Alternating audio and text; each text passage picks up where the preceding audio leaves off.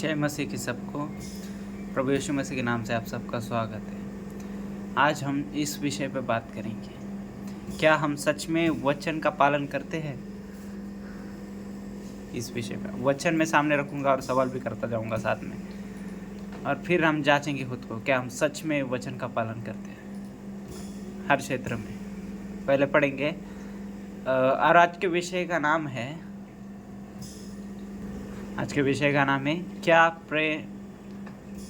क्या विश्वास करना ही काफ़ी है। क्या बस विश्वास करना ही काफ़ी है, ये विषय का नाम है आज का। तो आगे बढ़ते हैं। पहला वचन में जाएंगे सीधा। पहला यूहन्ना अध्याय 3 वचन 16 से पहले पढ़ेंगे, ठीक है। हमने प्रेम इसी से जाना कि उसने हमारे लिए अपने प्राण दे दिए। किसने? मसीह ने, प्रभु यीशु मसीह ने, ठीक है। और हमें भी भाइयों के लिए प्राण देना चाहिए। क्या लिखा है यहाँ पे? हमें भी भाइयों के लिए प्राण देना चाहिए। क्या हम अपने भाइयों को, जो मसीह भाई बोलते हैं हम जिनको, क्या उनको फ़ोन लगा के पूछते भी हम उनसे बातचीत करते हैं, वो किस हाल में है, किस दुख में है, उनकी क्या प्रॉब्लम है? क्या हम ऐसा करते हैं? जान देना तो, प्राण देना तो दूर रहा, क्या हम ऐसा करते हैं? वचन 17 में पढ़ेंगे। पर जिस किसी के पास संसार की संपत्ति हो और वह अपने भाई को कंगाल देखकर उस पर तरस खाना न चाहे, तो उसमें परमेश्वर का प्रेम कैसे बना रह सकता है? हे बालकों, हम वचन और जीभ ही से नहीं, क्या लिखा है?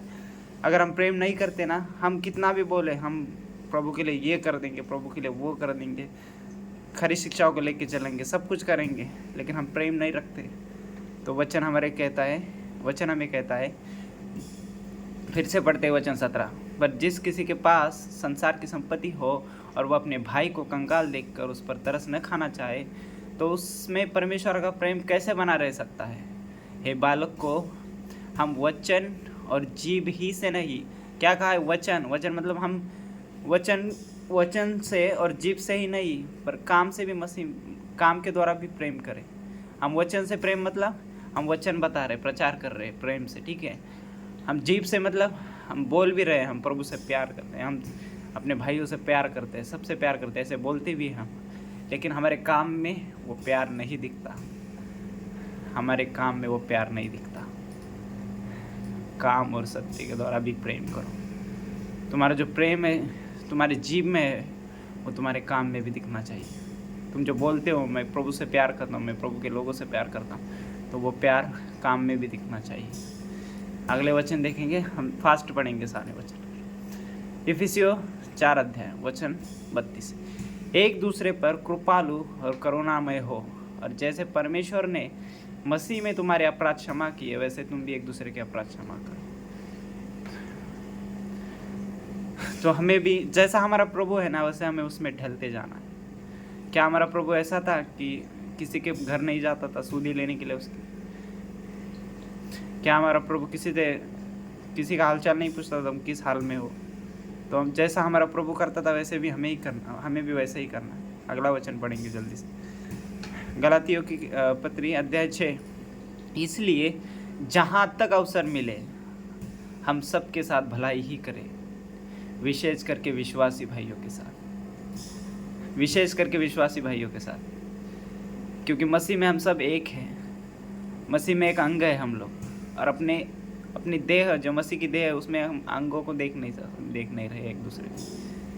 हम एक दूसरे की तकलीफ नहीं समझ रहे। आज हम बोल तो रहे हम प्रभु से प्यार करते हैं, हम लोगों से प्यार करते हैं, हम बोल तो रहे कि हम खरी शिक्षाओं को लेके चल रहे हैं, हम बोल तो रहे कि हम काम कर रहे हैं प्रभु के लिए, लेकिन काम में प्रेम दिखाओ। जहाँ तक अवसर मिले हम सबके साथ भलाई करें। ये वचन है जिन्हें हम पढ़ते तो है, जल्दी पढ़ते तो है नहीं, लेकिन इन्हें अपनी ज़िंदगी में नहीं ला पाते। अगला वचन लूका 6 अध्याय 35। वरन अपने शत्रुओं से भी प्रेम रखो। क्या हम अपनों से भी प्रेम रख रहे? जो मसीह भाई, जो जिसे मसीह की देह कहा जाता है, क्या हम उससे प्रेम रख रहे?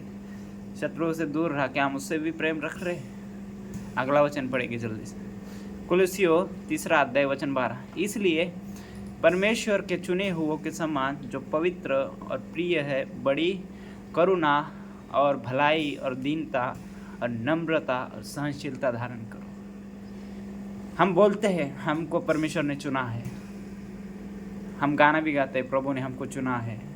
हम बोलते हैं वचन में, वचन पढ़ते हैं, ठीक है, हम बोलते हैं चर्च में कि मैंने उसे नहीं पर उसने मुझे चुना है। क्या हम चुने हुए के समान जो पवित्र और प्रिय और बड़ी करुणा और भलाई, दीनता और नम्रता और सहनशीलता धारण करते हैं? हम उसके चुने हुए, तो उसके चुने हुए की तरह क्यों नहीं रहते? ये सवाल भी आप अपने आप से पूछो। अगला वचन पढ़ेंगे, पहला पत्रस 3 आता है, भलाई करने के कारण से। अतः सबके सब एक मन और कृपामय, भाईचारे की प्रीति रखने वाले और करुणामय और नम्र बनो, और बुराई के बदले बुराई मत करो, और न गाली के बदले गाली दो, और इसके विपरीत आशीष ही दो, क्योंकि तुम आशीष के वारिस होने के लिए बुलाए गए। अभी इस वचन को समझेंगे, ठीक है। सबके साथ एक मन और कृपामय मतलब दया करने वाला, और भाईचारा मतलब एक दूसरे की हालचाल पूछने वाला, एक दूसरे भाइयों के साथ बात करने वाला, उनकी तकलीफ़ों में शामिल होना, उनकी खुशियों में शामिल होना, इसको कहते हैं। यहाँ लिखा है बुराई के बदले बुराई मत करो, वरन विपरीत आशीष ही दो। क्या हम भलाई के बदले भी भलाई करते हैं? जो भाई हमारे लिए खड़ा हुआ, जिसने हमें अपने बीते हुए वक्त में मदद की, जिसने हमारे कंधों से कंधे मिलाकर खड़ा रहा, हमारे लिए लड़ा हो, क्या हम उसके साथ भलाई करते हैं? आगे बढ़ेंगे, गलातियों की पत्री अध्याय 5 वचन 22 से।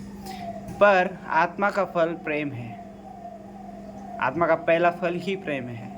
आनंद, शांति, धीरज, कृपा, भलाई, विश्वास, नम्रता और संयम है। ऐसे कामों के विरोध में कोई व्यवस्था नहीं है। और जो मसीह यीशु के है, उन्हें शरीर को उसकी अभिलाषाओं के साथ समेत क्रूस पे चढ़ा दिया है। आत्मा के फल क्या है? प्रेम है, शांति है, धीरज, आनंद, ये सब है, और इनमें व्यवस्था नहीं। क्या ये सब हमें दिखते हैं? हम बोलते हैं हमें पवित्र आत्मा है, हम पवित्र आत्मा की लीडिंग में ऐसा बोलते हैं, तो क्या हमें ये प्रेम उसके फल है? पवित्र आत्मा तो है, क्या उसके फल है हमारे अंदर? प्रेम, आनंद, धीरज, कृपा, भलाई, विश्वास, नम्रता और संयम। और आगे का वचन पढ़ेंगे 24। और जो मसीह यीशु के है, उन्होंने शरीर को, तो शरीर के फल क्या है? अगर हमारे अंदर घमंड है, अगर हमारे अंदर गुस्सा है, तो ये शरीर की लालसा है। और इनको क्या करना है? शरीर की अभिलाषा, इनको क्रूस पे चढ़ाना है। ये सब मसीह की ओर से नहीं है, इसको क्रूस पे चढ़ाना है, क्योंकि ये शरीर की ओर से है। आत्मा कभी घमंड करना नहीं सिखाता, लेकिन शरीर घमंड करता है। तो शरीर, ये घमंड हमें क्रूस पे चढ़ाना पड़ेगा दोस्तों। क्या हमारे अंदर घमंड है, तो हमें क्रूस पे चढ़ाना पड़ेगा इसको, क्योंकि वचन कहता है। आगे बढ़ेंगे, पहला पत्रस 4 अध्याय वचन 8। सब में श्रेष्ठ बात यह है कि एक दूसरे से अधिक प्रेम रखो, क्योंकि प्रेम अनेक पापों को ढांप देता है। और ये भी बिना कुड़कुड़ाए एक दूसरे का अतिथि सत्कार करो। जिसको जो वरदान मिला है, वो उसे परमेश्वर के नाना प्रकार के अनुग्रह भले भंडारियों के समान एक दूसरे की सेवा में लगा दे। फिर चाहे कुछ भी हो, चाहे हमें कुछ भी मिला है, तो हमें परमेश्वर की सेवा में, परमेश्वर के लोगों में लगाना है। भले भंडारियों के समान एक दूसरे के सेवा में लगाए। तो क्या हम ऐसा करते हैं? हमें प्रभु ने दिया है, तो क्या हम दूसरों को देते हैं? ये भी सवाल हम एक पूछ सकते हैं खुद से। आगे बढ़ेंगे, गलातियों 5 अध्याय वचन कहता है, वचन 25। यदि हम आत्मा के अनुसार जीवित है, तो आत्मा के अनुसार चले भी। हम घमंडी होकर न एक दूसरे को छेड़े और न एक दूसरे से डाह करें, एक दूसरे से प्यार करें। यही वचन सिखाता है हमको। क्या हम ऐसा करते हैं? आगे लास्ट वचन पढ़ेंगे,